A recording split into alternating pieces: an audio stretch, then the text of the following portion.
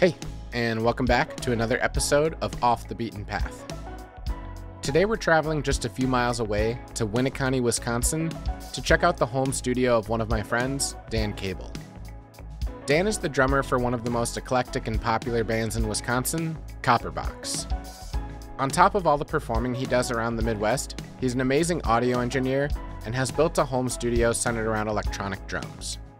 We all know the challenges that acoustic drums can create in terms of volume, and Dan's approach really opened my eyes to just how far this technology has come. Additionally, when I first got into home recording, Dan was a huge resource for me and really showed me the ins and outs of tracking and mixing drums. I want to remind you that I'm creating new episodes in this series each month, so make sure to catch up on all of the other great spaces and people I've been able to highlight by visiting my channel. Also, if you enjoy my work, please make sure to like and subscribe to stay up to date on all of my other video releases. So without any further delay, enjoy this look inside Dan Cable's home studio. Come on in. Hey. This is my studio. So Dan, for all the people who don't know you, can you just give me a quick introduction of your background in drumming? I am the drummer for Copperbox right now, and I do some session work on the side. I was in the Kids from Wisconsin, just like you. Yeah. You know, I get around, I play. Yeah, I think we met probably almost 10 years ago now. It was right before you had moved to the area and joined Copperbox. Yep. I had filled in a couple of gigs with them in between drummers, and I think Danny had told me about you and said like, oh, you should get to know Dan. Great drummer, great person. Yeah, and we hung out and did some recording software stuff. And yeah, you were really a huge help to me. I knew very little about recording other than like the red button is record and then you go back and press play. I didn't know anything about mixing or signal flow. Right. And you were a huge aid to me right when I kind of built out my basement and was trying to get into it a little more. Yeah, right. So since then, you know, like we never get to hang out because we're both drummers and gigging all the time. All the time. I feel like we still chat once in a while, and I've never seen this space, but know that recording and session work is a big passion and a big part of what you do outside of playing, right? Yep. And this space, you know, even though it looks like a professional studio, it's just a room in the basement, right? Right. This was a family room and converted into a control room / whatever. Yeah. Well, and you share this whole space with wife, kids, and Yep. a lot of noisemakers, so that probably presented a challenge when you were putting it together, right? Oh yeah, totally. Yeah, everything is like double insulated, safe and sound insulation. And it's in a basement, so there's like some benefit of being a little more isolated than on a second floor where you have to worry about the floor sound and such, right? Right. Yeah, I don't have to deal with it.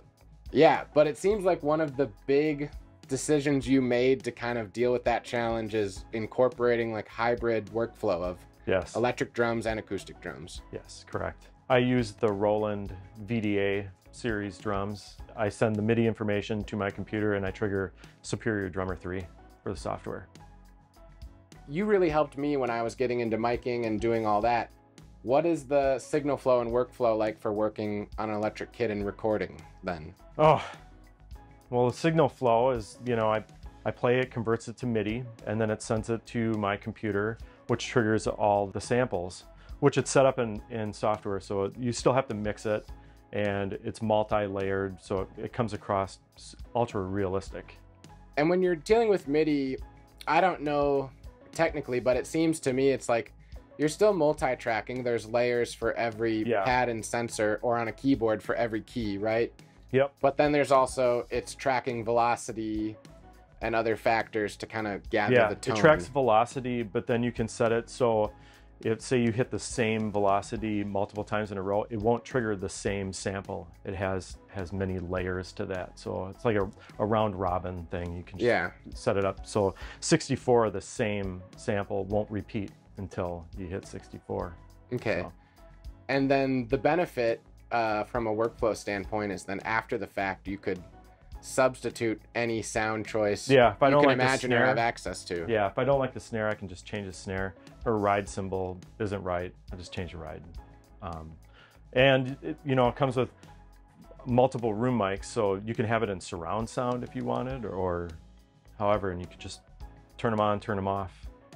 Cool. Yeah. Well, let's take a look at this kit here that you've got. So This is it. kit is this that you're working with? This is a Roland VDA. I think originally it was the 503. I added a floor tom and I added the digital hi-hats. Okay, So that's a newer thing they have. That's right? a newer thing, yep. And the brain is a TD27. I don't need all the sounds from the big brain because I'm not using any of the sounds. I'm just converting it to MIDI, sending it off. So really it's like you want an instrument that is somewhat realistic with the feel, I imagine, and then has the horsepower to be able to process all those different sensitivity layers and... Right, and it tracks, you know, if you're hitting in the center of the head, it knows you're hitting in the center of the head, or if you're hitting off or the edge, rim, you know, it's intelligent like that. Yeah, well, and I think for a lot of us, or at least for me and probably people older than me, it's like when I was coming up, electronic drums were, I wouldn't say mainstream, but they were accessible. Yeah. But you were looking at probably $1,000 for something that really didn't have a lot of features or a lot of sensitivity. But nowadays, you know, there's e-kits for $200, which are not much better, but I think they're better than those kits back then. But also there's a lot of advancements made on the higher end of electronic drums, right? Right. So I can go out and play gigs on my acoustic set and come right home and play this, and it's the same feel. I don't have to adjust my playing. It's absolutely feels the same way. Sounds fantastic. Yeah. Well, and like for me, on every e-kit I've played, the hi-hat has always been the instrument I struggle with most because it's just such an organic, unique instrument to play. It's a complicated thing. Yeah, there's, you know, multiple levels of open and the layers of, you know, from hitting the bell all the way to the edge. You know, you got the tip and then you got the shank. I mean, it's really complicated, but the digital hats nail it all. So yeah, and opposed to being like, you know, a lot of triggers can be 2-zone or 3-zone or, you know, limitations. From what I understand, the digital USB ones, I don't know if they're infinite, but there's... It's not infinite, but like, it's, you know, it might be with their brain infinite. They have some sort of processing to figure all that out. But with the software I use, it's not infinite. They have the bell, and it has like the middle of the hat, and then it has the edge. Yeah. So, but that's really, once you play it, you realize that's really all you need anyway. So sure. Yeah, this kit's beautiful, and I mean, honestly, it like looks like something you could go play live with too. There's shells. Yep. There's depth to it. This front kick head even has like a fiber skin head, not just some kick tower pad or right. Yeah. some generic mesh head on it. It looks totally real. I've brought it out a couple of times, and it looks great on stage. I don't miss an acoustic set. Yeah, and I think for people who haven't seen you, the band you play with, Copperbox, is like a really eclectic mix. Yeah, organic. Americana, Zydeco, you know, there's tubas on stage, accordions, all sorts of different sounds. And the way you play with it has a lot of sensitivity and touch. And I've seen you know, you're using shakers instead of a cymbal. Yeah. Or different effects, and hitting the drums with brushes or really unique implements to get an interesting sound. So like, I think for someone in your position who demands a lot from an instrument, for you to speak so highly of these e-drums shows how far they've come. I love these drums. There's a lot of times where I'd rather just play this than play my acoustic set. Sure. You know. Well, I mean, like we were saying too, this is, you know, the house where your whole family lives, so you can't set up, you know, that Signia kit in the back, throw on mics, and be tracking at 2 in the morning. Yeah. With this set, I can track in the morning. I can track late at night. I can track when people are gaming or, you know, whatever, talking on the phone. Well, and yeah, it doesn't matter. And the reverse too, you're not disturbing them, but like microphones that we use in a studio setting can be very sensitive and might pick up those sounds, so they're not disrupting you either. Yeah, making a family schedule, like you guys need to be gone so I can track drums. And, you know, that doesn't happen anymore here. Yeah, I mean, I haven't had to deal with much of that yet at my point in life, but you know, ever since I got married and shared my house, it's like I have to at least be somewhat thoughtful, or with my dogs, of like, is the noise they're making upstairs going to work with me trying to track really soft jazz brushes right now? Or do I need to set the environment a little more? Exactly. Right. Cool. So working our way over here from the kit to kind of your control station for all this. Yeah. What are you running here to get the sound from the kit into Pro Tools? Yeah, it's like one MIDI cable comes to my computer and it goes into Pro Tools, and I trigger Superior Drummer 3. This is one kit in particular, but I have a pretty big library of sets here. Or actually, not even sets, these are different studios. And each studio will come with multiple drum sets, say like 7 drum sets and like 14 snares, you know, variety of cymbals. And they're recorded with all of the bleed. If you're playing the hi-hat and snare, it still bleeds into the tom mic. And, you know, and everything, it's recorded like a drum kit as a whole. Yeah, what's funny about that too is you think that would be the benefit of the electric drums, is like being able to tackle some of those long-lasting challenges for recording of like managing bleed, but it's like a good sounding kit in a good sounding room, bleed is like productive to the sound. It's good for the sound.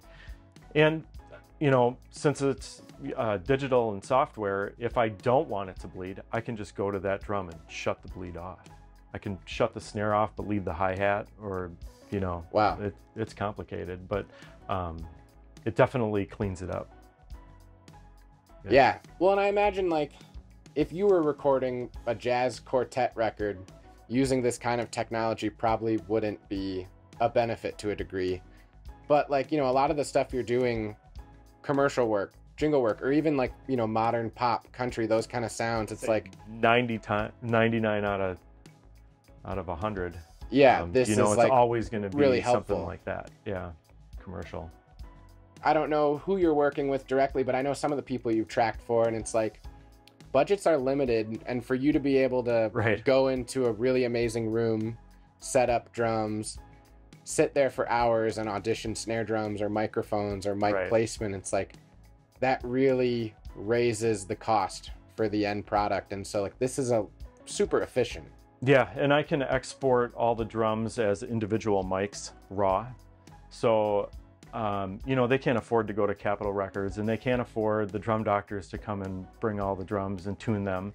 So they're getting, you know, as if you were there almost playing them.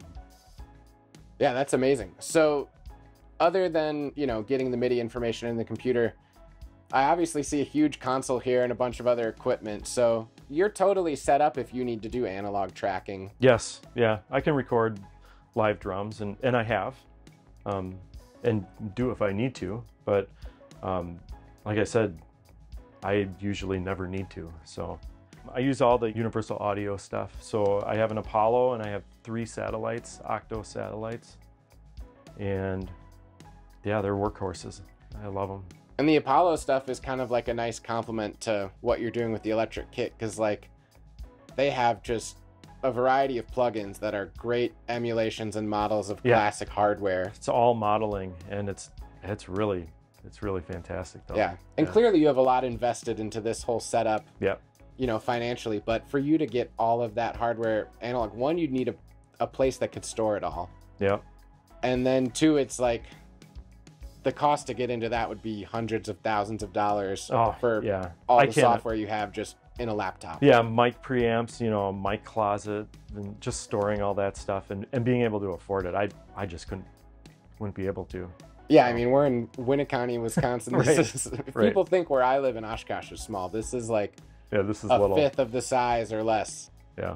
So it's amazing everything you have at your disposal here. Is this a sidecar over here for kind of if you're sitting behind the drums then? It is. So I'll just bring my trusty keyboard over here. I just do that, and I can still edit and do my stuff. You know, I don't really have to get to the console. So yeah, I do everything right here. So it's set up to be pretty convenient for you working really fast. Yeah, definitely.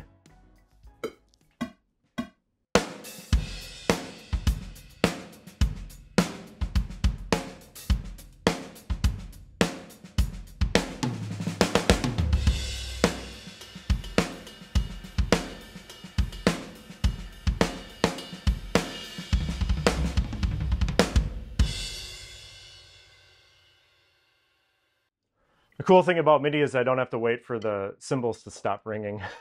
Oh, really? Yeah, You can just like cut off the recording and it can still be there? Yeah. That's great, because yeah, I'm always like sitting at the end of a take, like how long do I have to hold my breath so I don't get caught in the overheads? Yeah, and then like a dog barks in the background, and you're like, oh, yeah. Man. I never even thought about that. That's worth the price of admission right there. Right. So I recorded a drum track, and now I'll come back and I'll do a percussion track.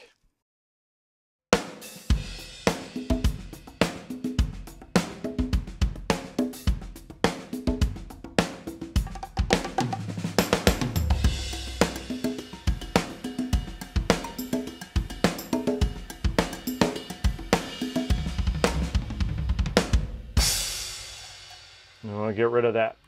There. Yeah, and you can edit it. I mean, if you like, you know, quantizing it is a great benefit. Like after the fact, if you missed one thing or felt like it was a little behind the beat. Right. Yeah, and usually, I don't know, most of the time, I try not to do it. Yeah. But for, you know, something's got to be really solid, you know, but otherwise you're going to lose all the humanness. And there's some genres in a, you know, a super pop track that might be the sound, but for something with all that percussion that's a little more vibey, it's like you sort of want a little bit of that tension and release. Yeah. To a degree. The nice thing about this too is all these drums are ready to go. Like, well, I had to go through and like do some presets and, you know, mixing and stuff, but like for the most part, I can just call these up and like get to work right away. I don't have to, you know, play a little bit and check my mic, you know, or, you know, adjust stuff afterwards. I can just get right to it. Well, and it's a computer, so you can, you know, store a lot of settings with instant recall, right? And like you're saying, you've made an investment in a bunch of different kit packages, so it's like you know each thing inside and out the same way a drummer would know each of their snares and like, if I crank that one much higher than this, it's going to lose all of its body, you know? And the same thing with technology. Right, exactly. So, yeah. Very cool. So aside from all the electric drums, there are some acoustic drums in here and cymbals, and I know you have some stored throughout the house. So for the people interested in that, can you tell us a little bit about this kit here? So this I'm actually housing for a friend. It was sitting in cases for a long time, and he now recently bought a new Gretsch. So he's like, I can't stand that awesome Signia sitting in cases, so you want to take it? And I'm like, sure, I'll take it. I've used this for some recordings and stuff before I got this, and now this kind of just, it's decoration. Yeah.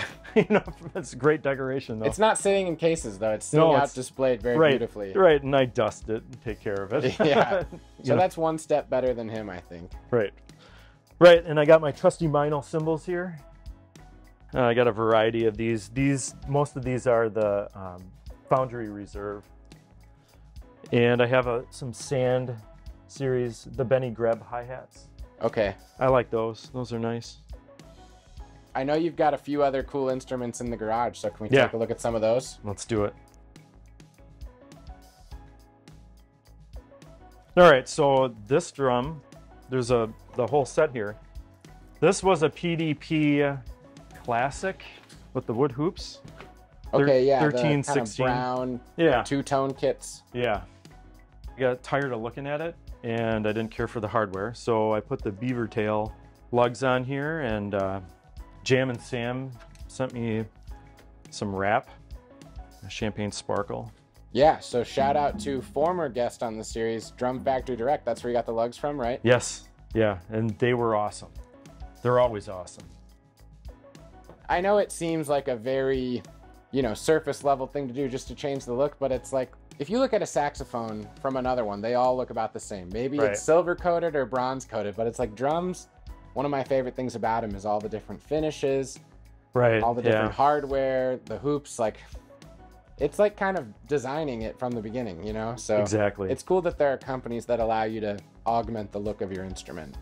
Yeah, so, you know, technically it still sounds like a PDP Classic, but... Which are great drums. Are great drums, and they're amazing sounding.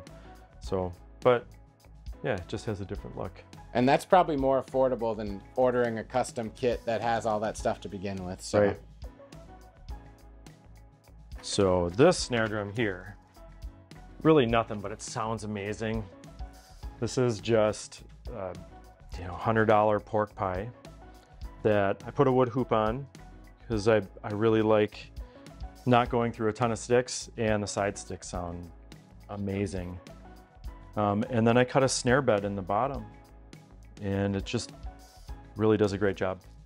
Use it for quite a bit of, you know, session work. And so I mean, even that's not like a huge DIY project, but you put a little bit of sweat and thought into like, all right, what kind of hoops am I going to get on there, and changing the snare beds a little bit. Yeah, what do I really like out of a drum? And you start really digging in. And you know, I really like the wood hoops, and you know, it's a shallow drum, so nice and poppy.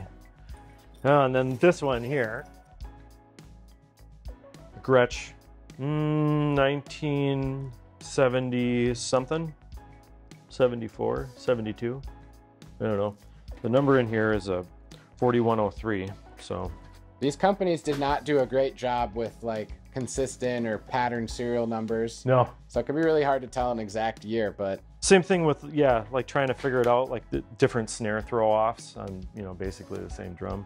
And from what I know and like all the experts I've talked to, it's like, if they had extra throws laying around from 20 years ago they found in a closet, they're going to put them on some drums. Yeah. It doesn't matter that it wasn't the design. Yeah. Nowadays, it's like every 2 years, companies like redo all the finishes, redo the lug design. Oh, we're not going to throw an old snare throw on this drum. That's from 6 years ago. Throw it out. Yeah, right. All right, Dan, thanks for showing us around and kind of opening up my eyes to a bit of that incorporating hybrid workflow into tracking and recording. You've been a huge help to me beyond even just what you were showing me today over the years, so I appreciate it. And if people want to follow the work you're doing or listen to some of the music you've been recorded on, where can they check that out? Oh, you can always look up copperboxband.com. Okay. You guys have a new record with Copperbox that beyond just playing drums, you were a big part of recording and mixing, right? Yeah, their latest one I mixed it, and for the most part we mixed it here, and we tracked it here too. So awesome. All right, thanks again for your time. Yeah, no problem, man.